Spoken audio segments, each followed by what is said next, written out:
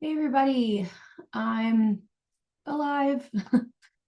Um, I just wanted to say happy spring equinox and do a relatively quick and efficient conversation about Aries season, Ostara, spring equinox, and being in the middle of this eclipse portal.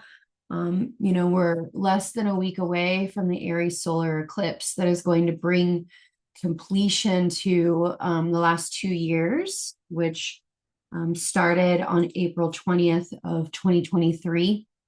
And that was the solar eclipse at 29 degrees of Aries. And we're about to close that chapter up for the next 10 years. In 10 years, the North Node will be in Libra and the South Node will be in Aries. So it'll be a different take because the energy will be really driving us towards relationship and compromise versus North Node and Aries, which is what we just had, which was about driving, towards the sense of self-concept, towards me, who am I?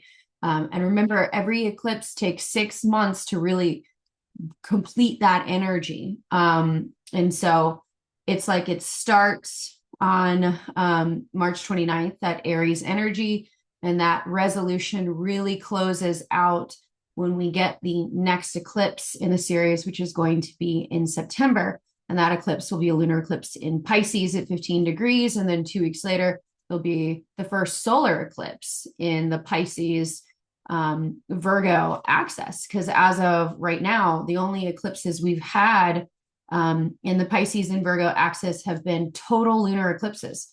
So we really haven't seen so much of what those energies are bringing in as much as what they're taking away, because they are both total lunar eclipses. And then the eclipses that we had on September the 17th of 2024, that was at 25 degrees of Pisces, total lunar eclipse.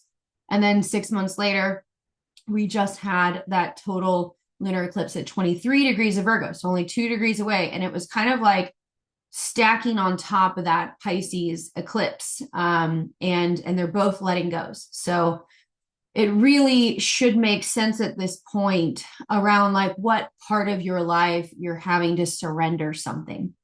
And where those eclipses are happening in your chart are going to tell you a lot about the kind of themes behind that. And that is what I can help you guys do in readings, or if you're in Awaken, when we pull charts, we'll look and see how these eclipses coming up are impacting you, as well as giving you the advice that you need.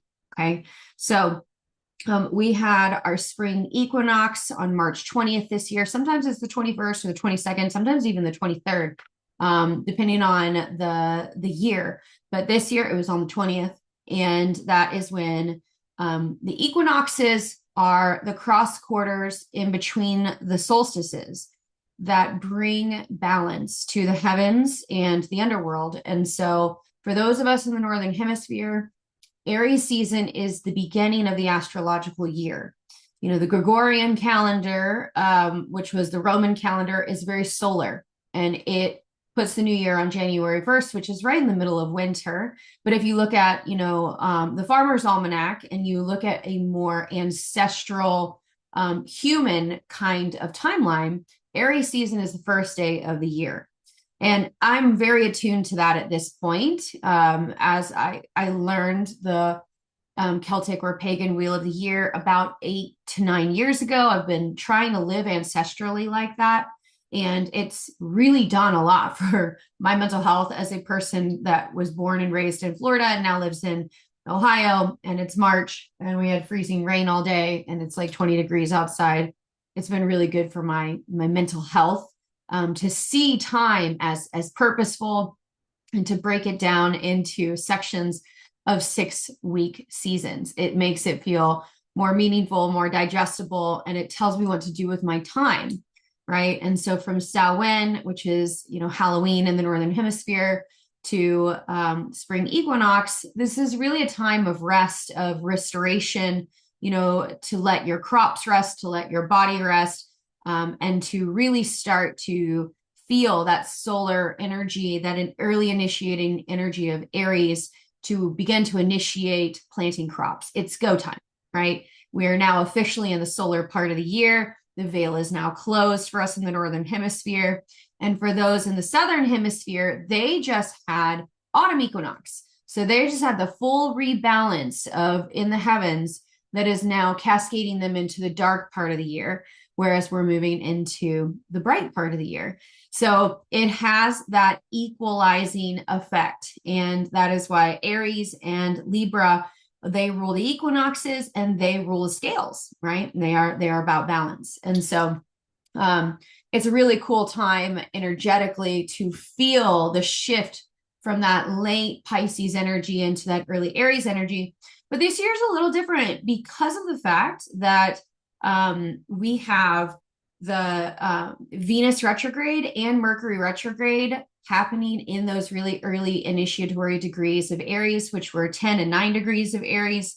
So it's definitely got Aries individuals moving slower, more internal, processing things, like not really feeling like that exact energy to go for it in the way that most Aries do.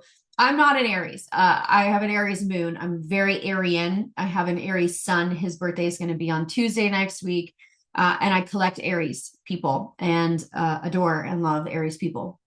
And so, you know, a lot of my Aries people are kind of feeling like they're in water, and Mars is finally starting to move. It's actually in an exact square to Chiron today in Aries. 21 degrees of Aries is where Chiron is direct. And then Mars is at 21 degrees of Cancer today. That is direct. And so it can feel a little more woundy and emotional. And, you know, Cancer is the crab and it needs to be home. It wants to feel comfort. And Aries is the ram. It wants to just like move forward, right? And you take those two and it can make you kind of internally defensive.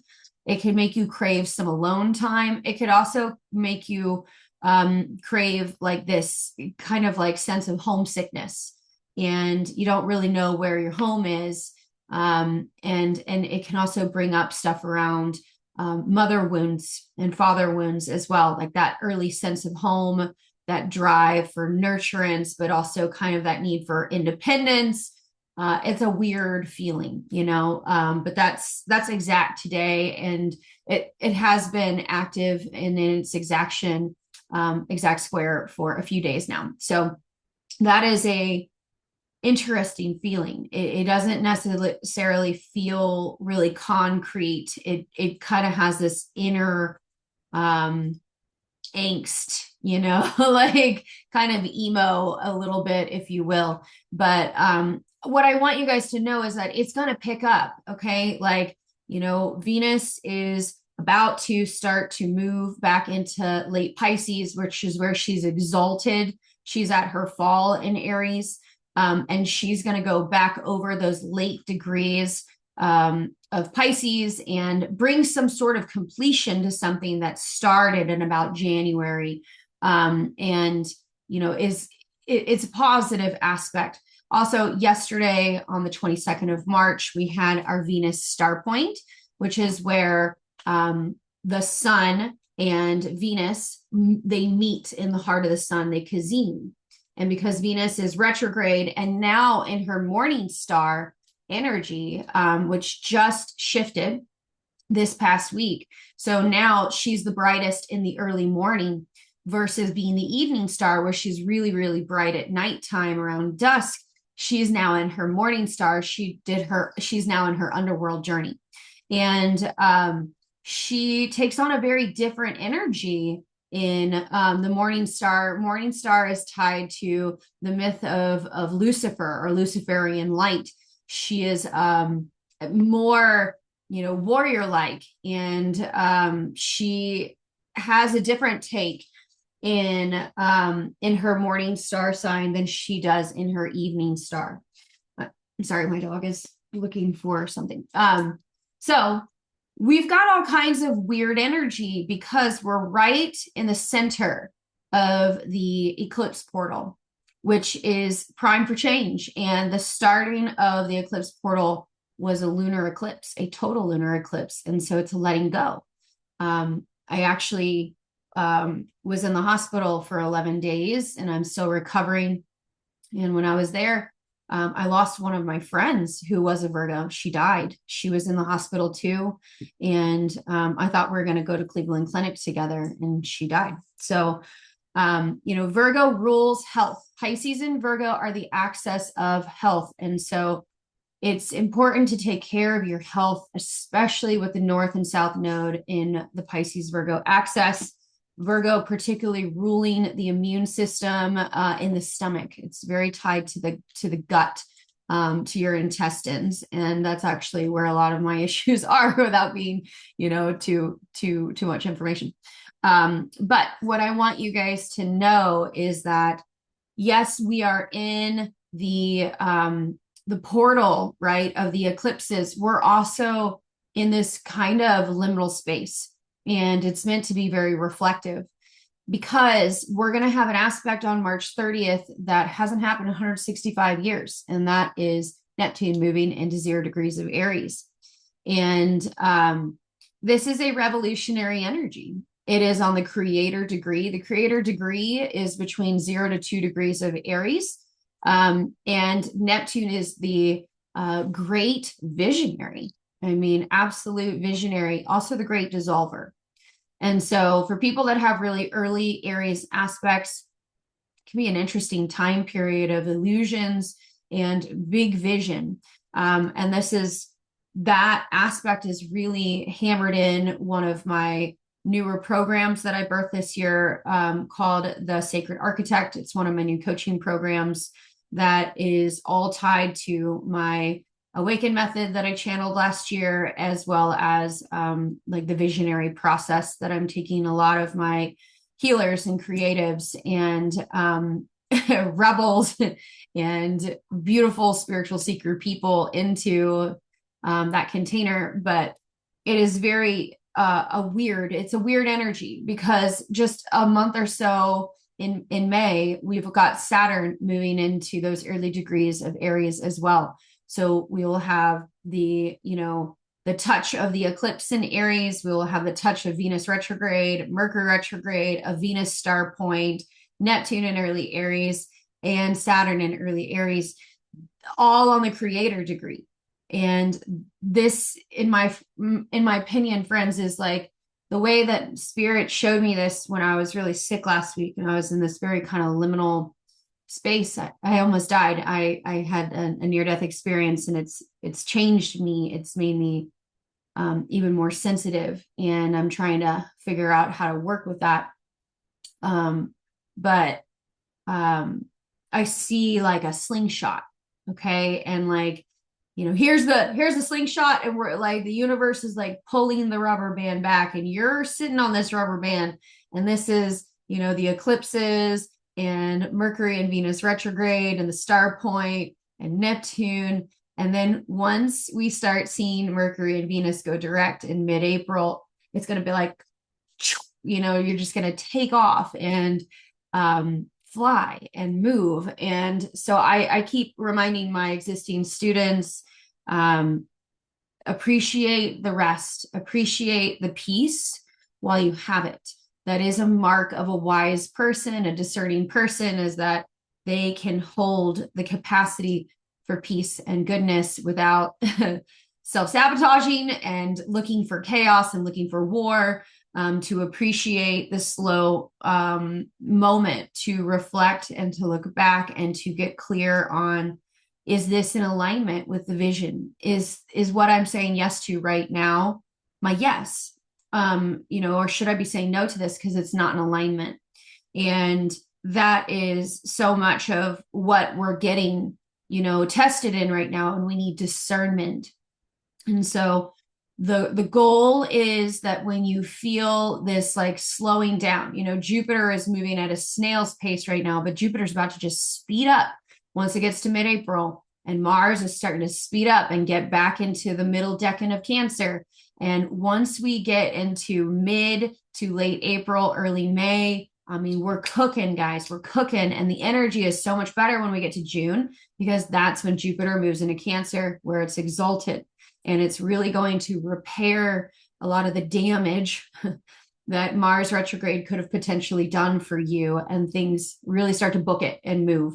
And so those are the things that I really want you guys to know.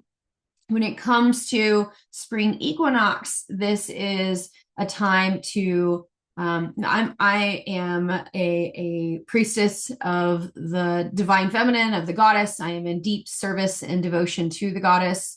And so for me, I celebrate Ishtar, or Inanna, who is also Venus, and Ostara, which is the Germanic goddess of spring. But there are many other versions, right? There is Persephone or Kor.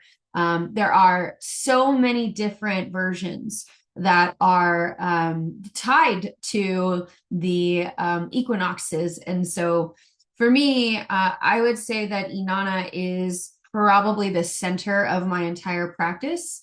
I have many, many, many goddesses that I'm in deep devotion to, many facets of the goddess that I'm in devotion to. But Inanna kind of covers all of the bases for me in my spiritual practice. I also work very closely with Bridget and Freya and Lakshmi and Kuan Yin and Ellen of the Ways. Those are like my bigs. But this is a time where we're meant to work with the energy of rebirth. And what's really interesting about the rebirth is how right at spring equinox this year, Inanna or Ishtar or Venus, they're all the same, turned into morning star and went into the underworld, and she is now doing her descent. She's going into the underworld to die and be reborn. And it's a really powerful time that aligns with the Christian mythology of Easter, which actually was a pagan holiday called Ostara. And that's what they did. They colonized all of these long-standing holidays and Sabbaths, but I digress for today. And it is a time to celebrate rebirth. And with these eclipses, I just want you guys to know that until we get past this lunar eclipse energy, which will end when we have that solar eclipse in Aries on March 29th, it feels like a death. Okay, there's a liminal. There is like this real weird pause. It's this real weird, like you just kind of gotta wait. And you really need to utilize this time to get very clear on what you want. What is your sacred? Yes. Where is the alignment point for you? What do you want to plant your seeds, right? If you could pick 3 seeds this year that would, really flourish, what would those 3 seeds be? And, how are you going to make everyday choices to move into alignment with your choices around those 3 seeds? Like, my word for the year is stability. Stability in my health, my wealth, and my relationships. And anything that takes away from my stability in those 3 areas of my life is an immediate no. Anything. And anything that is going to contribute to the stability of those 3 things, I'm going to probably consider very strongly as a yes, because that is how I live my life. And that's part of the Awaken method that I channeled, which means your yes means no to everything else, right? You have the vision so strong that your yes means no to everything else. And if you find that you need help getting really clear around what your yes is, what your vision is, I would love to be your manifestation coach in that area. You can always check out my group coaching program, or even my group coaching program is a part of my Sacred Architect one-on-one private coaching program. But that's what I'm really investing in this year, is my coaching program, and really, really building that out and inviting people into these containers, because I've been a coach for 13 years and a spiritual teacher for 13 years. And I feel really ready to step into that in a bigger way this year. But remember, when it comes to these rituals, they're not necessarily normal right now because we're in this eclipse portal. It's a great time to get rid of things that don't align. It's a great time to purge things in your home that are just like not giving you life anymore. Virgo is the Marie Kondo of the zodiac, so keep that in mind. And then the next thing is you can build an altar. Okay. And the altar can be as, extensive as you want or as small as you want. But the big thing is I would get one egg. Okay. You can always work with three. That's the max that I always have people when it comes to manifestation.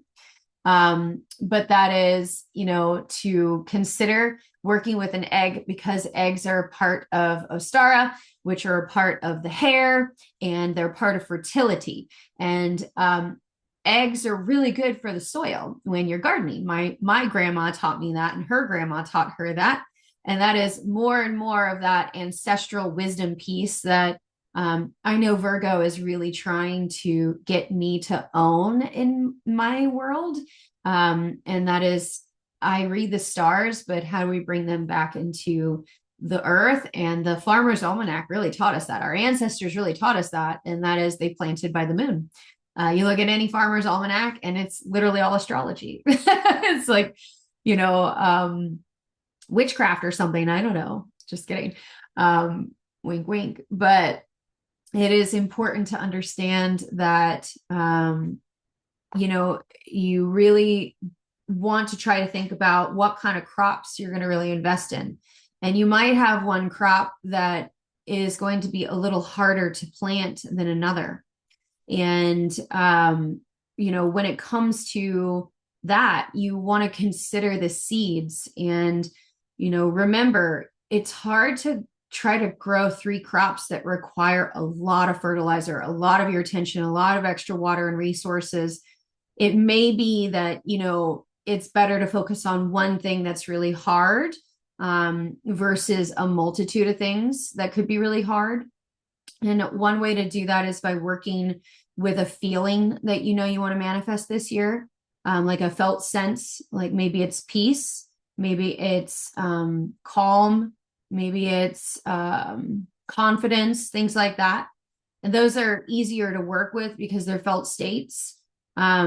But again, I don't want to go too far down that pathway. If you have an interest in that, please email me, reach out to me, and we can schedule a free consult to see if I could potentially support you in one way or the other. But I want you guys to remember that egg, what you're going to do is you're going to take each egg, no more than 3, and you're going to take a permanent marker and you're going to write your intention on the egg. And then once you have that, you're going to take the egg and you're going to bury it underneath the soil. Now, eventually that egg's going to break and the yolk is going to go into the earth, and it provides, I believe, phosphorus. I'm trying to remember what my grandma told me, but it's really good for the soil. If you can, remember where you put it, because that might be somewhere you can come back to later and see if anything has grown. There's many times that I have buried the ashes of papers that I've burned and stuff, and I come back and there's like all of these flowers around it. But you can always do it like if you have an actual garden. You could literally plant it in your garden to set the seed of fertile soil. And then when you are ready to put your starters in the garden, you can put it in right there. And you're literally working with the energy that you planted in your garden, which is super cool. Not everybody has a garden, but it is really a beautiful offering to the earth, as well as a way to co-create with the spirit of the earth, as well as the spirit of your intentions. In my programs, I ask this question a lot that was asked of me in one of Bill Plotkin's programs, and that is, what is the earth dreaming through you? What is the earth dreaming through you? What is bigger than you are? And how can we co-create with nature to see these things come into fruition? And learning to work with the seasons and the earth, and to move with the planting season. Like you really will learn the gifts of Virgo. Virgo is very closely tied to the harvest and to the cycles and the seasons of the year. And what Virgo will teach you is that you can't speed up the seed and you can't overwater the seed or it will die. You have to move with the natural pace of time that is the earth, that is the sun, that is the soil, that is the rain. You have to nurture things and trust that they come through harvest and time tested ways. And that's very Virgo. That's very earth sign in general. And it's really, really taught me a lot. Learning to manifest things like I would with a garden or the wheel of the year was the teaching that changed my life. And it's a large part of the way that I teach the 1,000+ students that I've had over the last 13 years. So, all right, my friends, I hope that this was helpful for you guys. Remember, the eclipse, like this lunar eclipse period, it's not really a time of manifesting. Like I said, if you want to write down your seed on an egg and plant it into the earth, as an investment into the soil, then that's beautiful. But when it comes to full-on manifesting, please wait until we get to that solar eclipse. In Aries, it's really time to just kind of like take your hands off and surrender and let the universe move the things that need to be moved and put the people in our lives that are supposed to be put in our lives, to lock in the people that are supposed to be locked in, to remove those people that are not supposed to be there anymore. I am no way saying any of that's easy. I thought I was going to die on Tuesday, March 11th. And I was like, well, I guess this is where it's going to be. But I put up a fight. And I refuse to leave my children here without me.